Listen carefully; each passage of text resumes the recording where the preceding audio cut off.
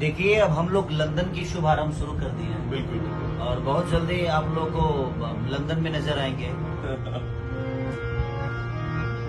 कि चाटे का बहुत चाटा चलाई हज नहीं हज के गई ये हो चाटे का बहुत चाटा चलाई हज